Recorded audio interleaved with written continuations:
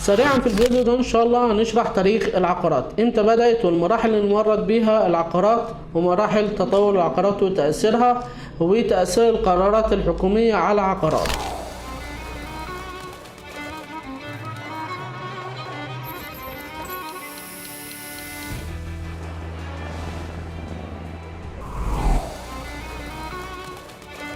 معاكم ميسرة الجوهري، شركة ميسرة جروب للاستثمار والتطوير العقاري. تاريخ العقارات في مصر ينقسم إلى مرحلتين، المرحلة الأولى العقارات قبل الثورة 1952، والمرحلة الثانية مرحلة التأمين اللي هي بعد الثورة اللي هي 1952. المرحلة ما قبل الثورة اللي هي 1952، الفترة دي في مصر ما كانش حد يعرف عن سياسة العقارات قوي ولا يعرف العقارات قوي.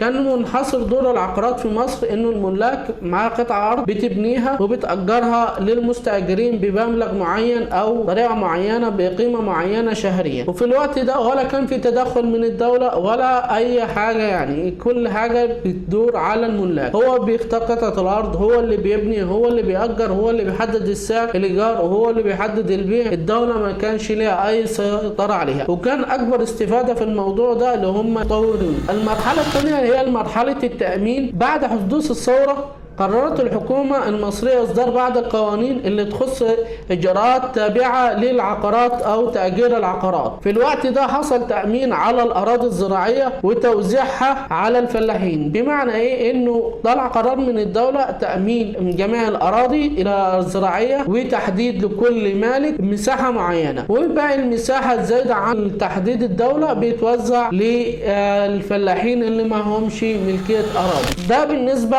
للأراضي الزراعية. طب بالنسبة للمدن الدولة عملت ايه في الحتة دي؟ الدولة عشان تعمل مساواة بين الفلاحين واهل المدن، لانه الفلاحين في الوقت دول استفادوا. طيب المدن كان لازم يستفادوا من قرارات التأمين اللي حصلت في الوقت ده اللي في الثورة. عملت الدولة قرار بتخفيض الإيجارات بنسبة 15% من إجمالي الإيجارات في المدن، وده كان أول قرار وأول تدخل من الحكومة في سوق العقارات، وكان اللي بينظم العلاقة بين البائع والمشتري. وعشان القانون ده سبب خسائر كبيرة لأصحاب الأراضي الزراعية والمباني، فقررت الأهالي وكتر من أصحاب الأراضي التوقف عن البناء وإنشاء المباني السكنية أو الإدارية أو بغض النظر عن النوع بتاعها، واتجهوا في الوقت ده للمضاربة في البورصة. في 1954 علشان الحكومة تسيطر على حركة الاستثمار ده أصدرت قرار بتحديد حصة الأراضي في كل محافظة اللي هي الدولة هتبني عليها عقارات، بحيث لا تتعدى نسبة البناء المخصصة لكل محافظة. بمعنى انه الدولة محتاجة مثلا كل سنة بإنشاء مباني سكنية عشان زيادة النمو السكاني. الدولة حصرت المساحة اللي محتاجاها. طب المساحة اللي محتاجاها دي بعد ما الناس اتجهت للبورصة، هل الدولة هتفضل هي اللي تبني بس؟ طب لو هي هتفضل تبني معناها انه الاستثمارات بدأت تخرج عن البلد، فقرروا وفكروا لا نحن محتاجين مثلا 100 فدان للبناء والانشاء المباني السكنيه، نحن مثلا هناخد 30% منهم للحكومه تنشئهم، وال70% نسيبهم للاستثمارات الاهليه او الشركات المصريه اللي هي تستثمر فيهم. وكان بالهدف ده توجيه الناس بطريقه غير مباشره للاستثمارات العقاريه. وسنه 1961 الدولة عملت تخفيض تاني بنسبة 20% للإيجارات على مستوى الدولة، وبعديها برضك عملت تخفيضات تاني بنسبة 50% في نفس السنة 1961 برضك بنسبة 50%. وبعد ال 50% اللي حددتها الدولة بالتخفيض، قررت الدولة انه ما زال الملاك هم اللي بيحددوا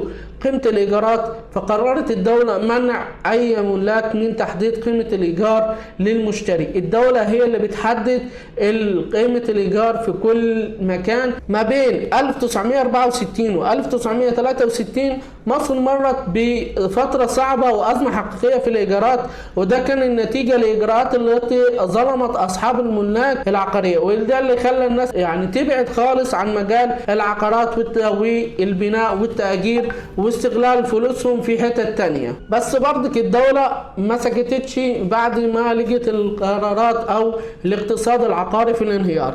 طلعت فكرة جديدة اللي هو إمكانية تملك تلت العقار. والباقي متاح للتأجير. بمعنى ايه؟ انه الاهالي مثلا في سنة 1698 انهم يتعاونوا مع شركة عقارية في البناء ان هم يمتلكوا تلت العقار والباقي يطرحوه للتأجير، والكلام ده بيكون مع الأهالي.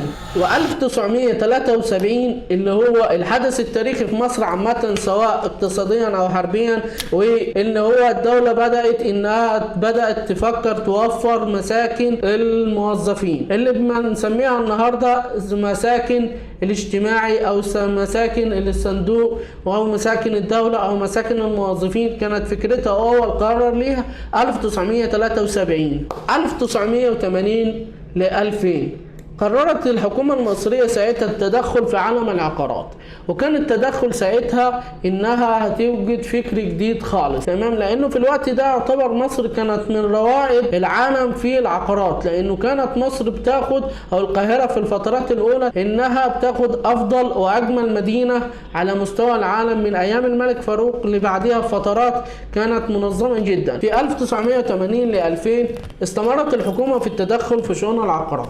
طيب ليه الدولة بدأت تتدخل في شؤون العقارات؟ ساعتها قلنا الأسباب اللي فاتت إنه زيادة الأسعار، استغلال الملاك أو الإيجارات أو الحاجات دي، بس الهدف الرئيسي اللي أنا شايفه في الفترة دي إنها كانت مصر من رواد العقارات على مستوى العالم. كلنا نعرف إنه من أيام الملك فاروق الفترة اللي بعديه كانت القاهرة بتاخد أفضل مدينة على مستوى العالم من سواء الشكل المعماري أو شكل النظافة أو أشكال تانية كتير.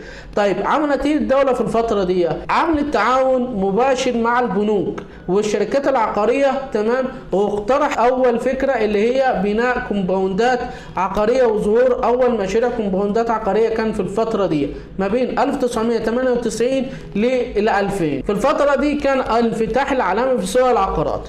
اول كومباوند سكني كان واول مشروع كومباوند كان في 6 اكتوبر. انا قلت لكم كده على المكان اللي كان فيه الكومباوند، لو تعرف اسم الكومباوند ابعت لنا ليك هديه جامده.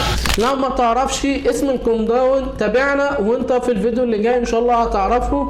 اتواصل مع شركة ميسرة جروب للاستثمار والتطوير العقاري واستفاد بالاستشارة العقارية المجانية. كان معكم ميسرة الجوهري من شركة ميسرة جروب.